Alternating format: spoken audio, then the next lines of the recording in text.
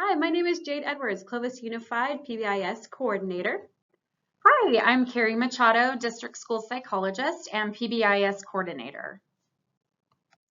And we are excited to share with you another installment of PBIS at Home, keeping things positive in the midst of change. Today we're going to be focusing on acknowledging appropriate behaviors. It's very important after we've already established what our expectations are and after we've set up opportunities to teach those expectations to then make sure we're really paying attention to when our kids are demonstrating the behaviors that we want them to demonstrate us. So one of the best ways that we can do this, and the easiest way, is with verbal praise. But we want to make sure that we're very intentional about how we offer verbal praise. So instead of saying something like, good job, which doesn't really offer a lot of insight as to what the child is doing to receive that praise, we want to be more specific. So something like, you're cleaning up your room the first time I asked. That is so responsible. So that kind of feedback not only lets them know what it is that's good, but also why it's good. It's being responsible. So we're always tying things back to our expectations. One of the things that we try to keep away from as much as possible is saying phrases like, I like the way. And the reason why is because it steers kids away sometimes from that internal motivation and instead drives them to be thinking that I only do this because it makes somebody else happy or makes a parent happy in this case. So saying something like, it's so responsible that you cleaned your room is a lot better than saying, I like the way you kept your room clean. Both are totally fine. They're behaviorally specific, but being able to tie it back to that expectation of it being valuable behavior because it's responsible is a lot more effective in the long run. Because we always want our kids to eventually do these things because it feels good inside and because they're intrinsically motivated, not always motivated because of what they're going to get out of it as far as a tangible reward. But we know that sometimes those rewards are really motivating. So we're going to talk about a couple options for how you guys can set up some reward systems in your home. And this is really great because it keeps things positive. It helps you as a parent to focus on some of the good things that are happening. And if we didn't have these things in place, sometimes we might miss it or feel like all that we are able to focus on are the things that didn't quite go well in the day. So having a home token economy system is an awesome way of being able to make sure that everybody's on board with staying positive, with acknowledging appropriate behaviors.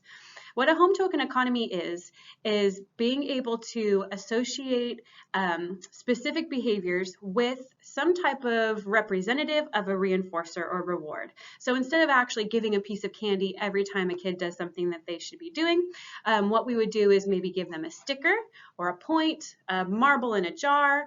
It could be a cotton ball in a jar, Q-tip, popsicle stick, whatever you have around your house, and saying that once they meet a certain number of these reinforcers, then they get access to almost cash them in for something that they desire. So another way we can use this type of reinforcement system is by setting up family or individual goals. So this could come back to keeping your room clean, right? We know that right now things can get a little chaotic and a clean house makes for less stress. So if this would be a family goal of yours, you can say every single day that you make your bed without me having to ask you, then that goes into some type of being able to earn something towards a reward. And if we do that for 5 days, that's our family goal, is if everybody in this house makes their bed for 5 days in a row, then we'll all be able to, and we'll give you some ideas of some incentives or some rewards that you guys can do in the home setting that are really cost effective and even free to motivate some of those good behaviors. So what can we do to keep things positive and fun when we are acknowledging those appropriate behaviors in our own children? One way is to really look at desirable activities that are accessible to you, so you have real easy access to them, or that are even free for you. And this will give your child that motivation to want to display in these appropriate behaviors with easy accessible items that they enjoy, or items that are free, such as, cooking your favorite meal from Pinterest. Some other great ideas are building a tent outside, building a fort inside the living room. So again, maybe ordering their own takeout for the family for that evening.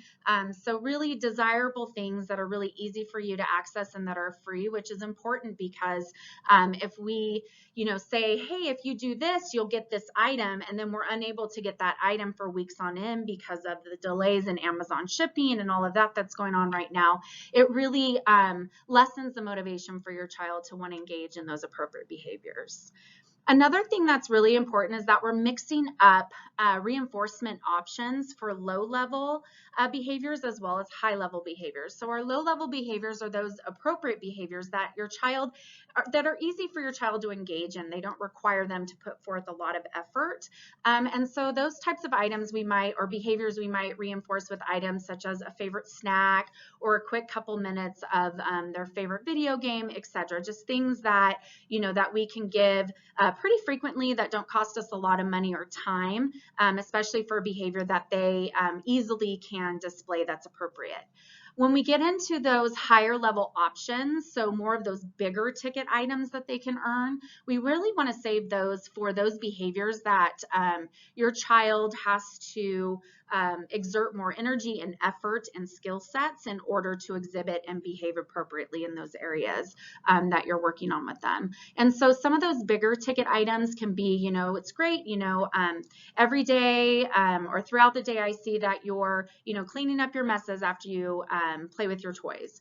But maybe by the end of this week, if you make your bed every day and clean off your plate every day, which might be something that's a lot harder for your child, then maybe on Friday we can do like a 10-minute, not a 10-minute, but like a $10 gift card on Amazon together, where you could go shopping and earn that motivation piece. So again, those higher ticket items for those behaviors that do take more time and skill set and energy for your child to work on.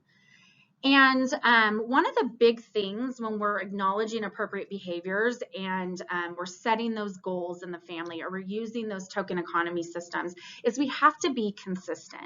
Consistency is key. You have to follow through with what you are stating and what you are asking of your child. It's really important that our children can hear from us what exactly our expectation is, and that they can know and trust that we're going to follow through with what we ask of them. The token economy system and the goals are really important and really helpful in keeping us as parents accountable because they can be very visual. It's something you can post up on your refrigerator or on the wall. It's something that your child can see. They can also help you and your child track the progress towards that reinforcement goal. So it's not just you stating, well, if you do this, then you'll get this. And, we never know when that may happen.